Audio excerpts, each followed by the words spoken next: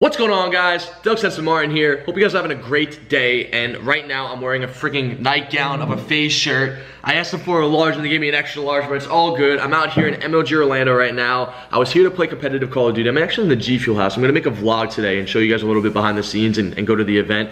But unfortunately, I came in here to play Call of Duty and hopefully play against the best teams I could, but we did not play that well. I came in here with a pickup team of Methods, BL Fire, and Examples, and we just didn't do that well. We started off really hot the first day. The second day, unfortunately, we lost pretty early, and there's not really much you can do or think about it now. I was really depressed yesterday. If you guys saw me in the venue, if you guys, asked me for an autograph or a picture, I might have seemed like, just not like myself, or throughout the entire day. Whenever I lose in Call of Duty, it always hits me really hard, and it's just something that I've always cared so much about, and it's just unfortunate to see the position I've been in, and a lot of it has to do with the fact that I decided to go more into YouTube and content creation and everything else, but I do think that I'm capable, and I do think that I'm definitely able to win a world championship. It's just about having a good team around me and practicing a lot and preparing for it. So right after we lost the event, we ended up placing top 24. I tweeted out on Twitter that I'm going to be starting my own team and salarying the players on my team for the Call of Duty championship,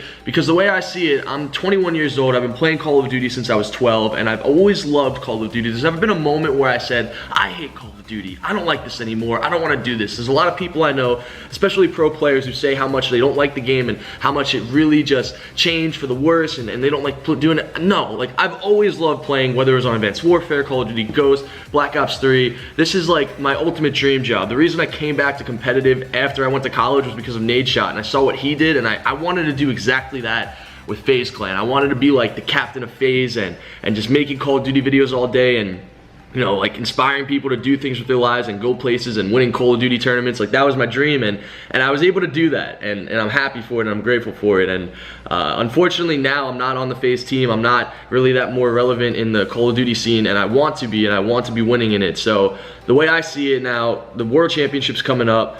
I have a month or so to prepare for it. The roster lock's gonna be on Wednesday, so I just decided, why not? Why don't I just start my own team? Why don't I just fund my own team? Because nowadays, everything's different. Everyone's under contract, everyone's getting salaried, and it's going in a good direction for the players. Whereas back in the day, you could really do anything you wanted at any time, and nobody got a salary. Nobody was making this into a living. The only people that were making a living out of competitive Call of Duty were Complexity, when it was Aches and they were just winning every single tournament, and then maybe Optic Gaming. So I hear this all the time, oh, you can make money playing Call of Duty, you can make money being a pro Call of Duty player. A lot of them don't really make too much money, but when you get salaries involved, which a lot of players do now, they rely on it and they need that for their livelihood. So when I try to come back during the season, a lot of players wanted salary, a lot of players wanted these things, and I didn't know how to handle any of it. But now that I see a huge opportunity in this big tournament, and I see it as like one of the last chances that I have of competing in my career, I want to make the most of it, and I want to go in there. I want to win the tournament. I want to bring Yannette with me.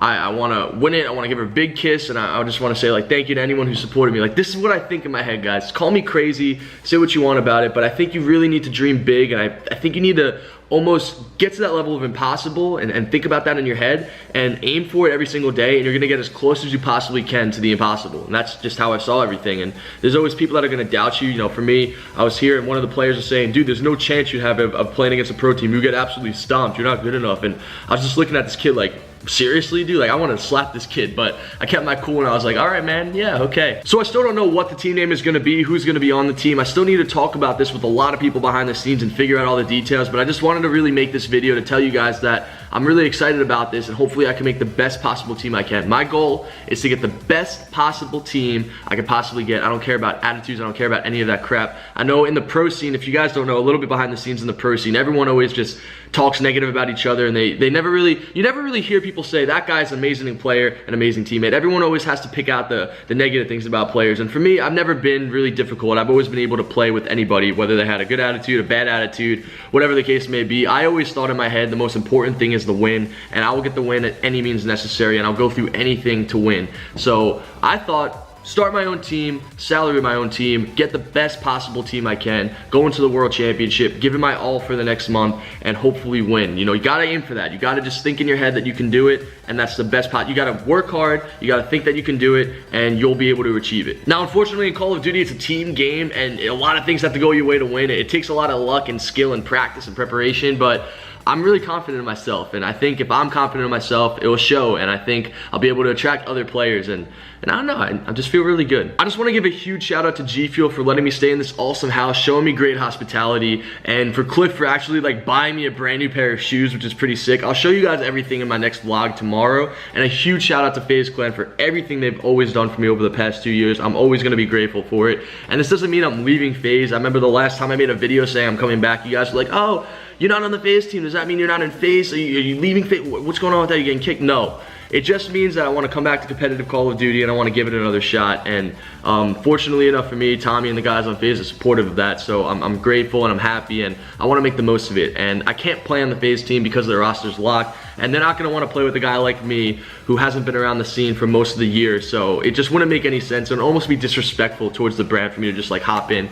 And the rosters are locked for Call of Duty champs. They can't make a roster change even if they wanted to. Even if they want to play with this dude that doesn't have any thumbs. You see, I don't have any thumbs. So that being said, I'm really excited moving forward. I hope you guys could support me too. I want to know what you guys think by commenting down below. If you guys think this is a good move, if you guys have any recommendations for players, let me know in the comments down below. Smash the thumbs up button on this video if you guys are excited, if you guys want to see me win the Call of Duty Championship. If I win the Call of Duty Championship, things are gonna go crazy. I don't even know what's gonna happen, but like, I think I could just die happy at that point. I'll be happy with my life and happy with everything that happened if I could be a Call of Duty world champion. I know I look like a freaking bird just flapping my wings right now with this long shirt. That's gonna do it for this video today, guys. Hope you guys all enjoyed. It's been your boy Doug Censor, and I'm out, guys. Peace.